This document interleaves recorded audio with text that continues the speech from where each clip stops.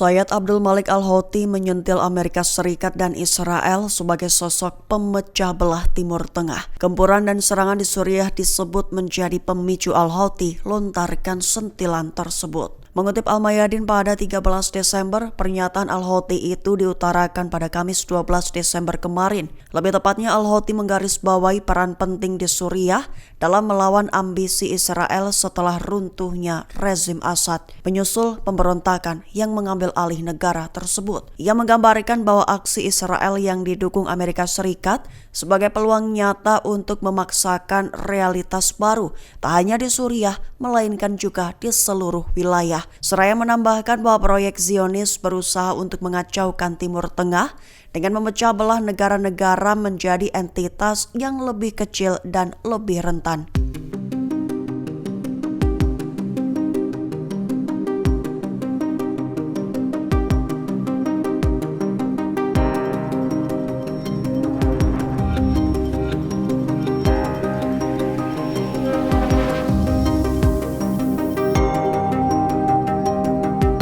Abu Ubaidah, juru bicara militer Brigade Al-Qassam, memuji operasi perlawanan di Al-Quds tepi barat. Ubaidah menyebut bahwa aksi itu merupakan operasi heroik dari seorang Palestina pemberani. Mengutip Al-Mayadin pada 13 Desember, hal itu diutarakan Abu Ubaidah dalam pernyataannya pada Kamis 12 Desember 2024. Hal itu merujuk pada serangan terhadap bus Israel di selatan Al-Quds yang diduduki, di mana media Israel melaporkan bahwa seorang pemukim tewas dan 4 lainnya cedera dalam aksi penembakan dengan memakai sedikitnya 22 peluru. Dengan begitu, Abu Ubaidah menyerukan kepada warga Palestina dan pejuang perlawanan di tepi barat untuk mengintensifkan operasi mereka terhadap tentara dan pemukim Israel sebagai solidaritas dengan Gaza.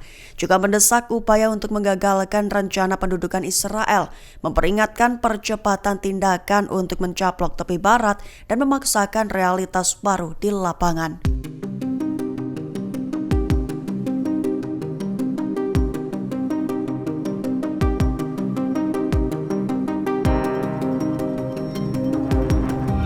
Hamas mengakui terlibat dalam semua keputusan yang bertujuan mencapai gencatan senjata, menegaskan bahwa pihaknya menyambut baik pengesahan resolusi oleh Majelis Umum PBB. Mengutip Tribun News pada 13 Desember, hal itu diumumkan oleh Hamas pada Kamis 12 Desember kemarin.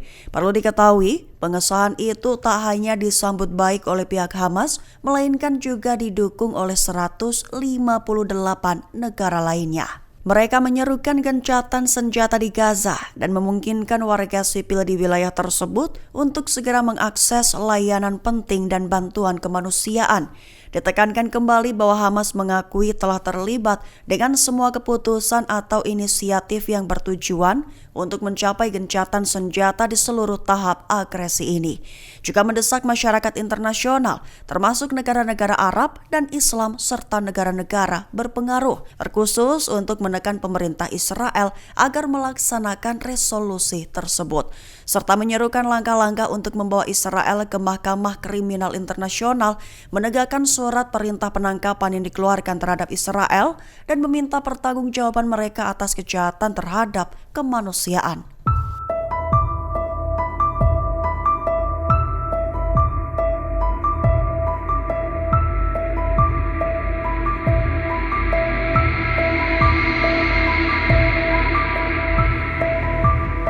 Pengelola bendungan Tishrin telah mengeluarkan peringatan keras kepada pemerintah Irak. Pihaknya memperingatkan bahwa bendungan tersebut sedang mengalami penembakan terus-menerus yang membuatnya berada di ambang keruntuhan. Mengutip Al-Mayadin pada 13 Desember, seorang sumber mengatakan bahwa kerusakan signifikan terjadi di bendungan tersebut. Ditekankan bahwa serangan tiada henti di lokasi itu dapat menyebabkan bendungan tersebut tenggelam. Dengan begitu, hal itu akan mengakibatkan aliran besar air waduk menuju kota-kota Suriah dan Irak di sepanjang Sungai Efrat, sehingga menimbulkan kekhawatiran akan potensi bencana kemanusiaan. Pemerintah menekankan bahwa situasi ini merupakan bencana yang akan segera terjadi, yang melampaui batas-batas Suriah dan secara langsung mengancam Irak. Hal itu merujuk pada pertempuran yang sedang terjadi antara Tentara Nasional Suriah atau SNA Utara yang didukung Turki dengan pasukan Demokratik Suriah atau SDF yang didukung Amerika Serikat, di mana SDF melaporkan menghadapi serangan skala besar yang diluncurkan oleh tentara bayaran pendudukan Turki menggunakan tank dan drone di bendungan Tishrin tersebut.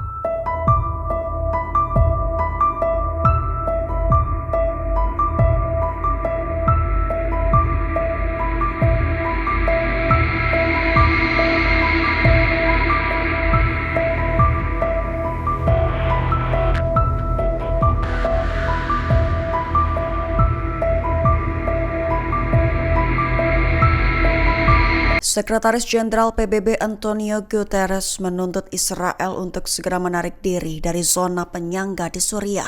Selain itu, ia juga tegas mengutuk segala tindakan Israel yang melanggar perjanjian gencatan senjata tahun 1974. Mengutip The Times of Israel pada 13 Desember, hal itu diutarakan oleh Guterres melalui juru bicara PBB Stefan Dujarric pada Kamis 12 Desember kemarin. Lebih tepatnya, Guterres secara khusus prihatin dengan ratusan serangan udara Israel di sejumlah lokasi di Suriah, serta menekankan kebutuhan mendesak untuk meredakan kekerasan di semua lini di seluruh negeri. Di satu sisi, Israel mengakui telah maju ke zona penyangga di dalam Suriah menyusul penggulingan Presiden Bashar Assad minggu lalu.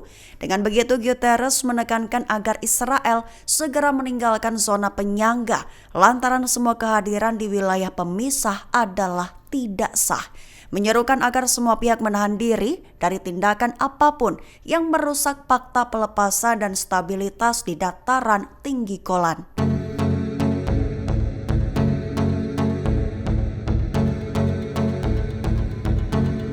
Pasukan IDF mengklaim melihat adanya peluang untuk menyerang situs nuklir Iran. Diinformasikan bahwa Israel kini telah bersiap melontarkan serangan seusai menyerang Suriah. Mengutip The Times of Israel pada 13 Desember, kabar itu diumumkan oleh seorang pejabat militer tanpa disebutkan namanya pada Kamis 12 Desember kemarin. Lebih tepatnya, IDF meyakini bahwa setelah melemahnya kelompok proksi Iran di Timur Tengah dan jatuhnya rezim Bashar al-Assad di Suriah, ada peluang untuk menyerang fasilitas nuklir Iran. Dengan begitu, Angkatan Udara Israel terus meningkatkan kesiapan dan persiapannya terhadap serangan potensial semacam itu di Iran. Selain itu, IDF juga percaya bahwa Iran yang disebutnya sedang terisolasi setelah jatuhnya rezim Assad dan melemahnya kelompok proksi utamanya yakni Hezbollah mungkin akan terus mendorong program nuklirnya dan mengembangkan bom sambil berupaya mengganti sistem pencegahannya. Namun di satu sisi, Iran selalu membantah sedang berupaya mendapatkan senjata nuklir dan mengatakan program luar angkasa dan aktivitas nuklirnya semata-mata untuk tujuan sipil.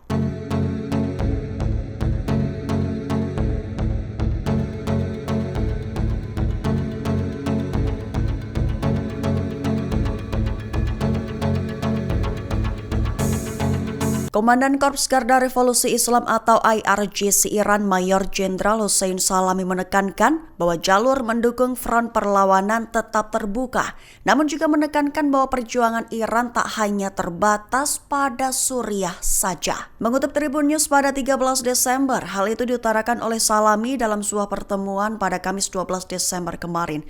Lebih tepatnya, Salami menekankan bahwa jalur untuk mendukung front perlawanan tetap terbuka dan tidak terbatas pada Suriah saja, serta mencatat bahwa kondisi di negara Asia Barat tersebut dapat berubah kapan saja. Salami juga mengungkapkan bahwa Iran menyadari pergerakan militan dan elemen takfiri dalam beberapa bulan terakhir dan bahkan berhasil mengidentifikasi front serangan potensial. Menurutnya, Iran telah menginformasikan kepada otoritas militer dan politik terkait di Suriah mengenai masalah tersebut.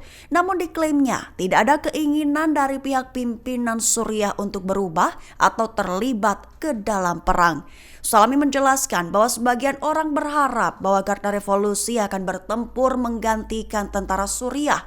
Tetapi Salmeh mempertanyakan, apakah masuk akal bagi Iran untuk bertempur di Suriah sementara pemimpin di Suriah saja hanya berdiam diri. Selain itu, Salami juga menekankan bahwa pasukan IRGC adalah yang terakhir meninggalkan medan perang di Suriah, seraya menambahkan bahwa semua rute di Suriah ditutup.